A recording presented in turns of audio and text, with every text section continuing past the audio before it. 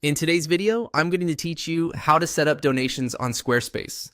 We'll walk through adding the donation option to a page and making sure payments are enabled so contributions can actually be processed. Start inside your Squarespace editor on the page where you want donors to give. Enter edit mode, then look for the option to add a block. Click that. Add block, and in the search field that appears, type donation. You'll see the donation block in the results. Click donation to place it on your page. You can drag it to the right spot so it fits naturally with your content. If you'd like to fine-tune the look or text later, you can always come back to it, but for now, focus on getting the block in place.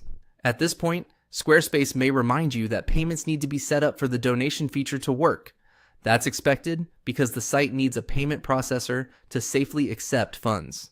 Before we handle that, save your page changes so nothing is lost. Click Save, then click Exit.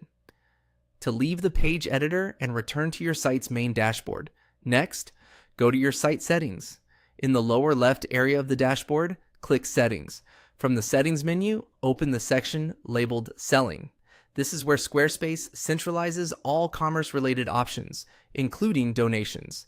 Inside Selling, choose Payments. Here, you'll decide how funds are collected and deposited. Squarespace supports several popular processors, and you can select from Stripe, PayPal, and Square. Choose the one that fits your organization and location best. Stripe is widely used for credit and debit cards. PayPal can be convenient for donors who prefer their PayPal balance, and Square is a solid option for card payments as well. Availability, currencies, and fees vary by region and provider, so pick the service that aligns with your needs. After you make a selection, Squarespace will guide you through the connection process within the same area, keeping things straightforward and secure. Once your payment provider is selected and connected, your donation block on the page you edited is ready to accept real contributions. If you ever need to adjust placement or wording on the page, just return to the page editor, make your changes, and save.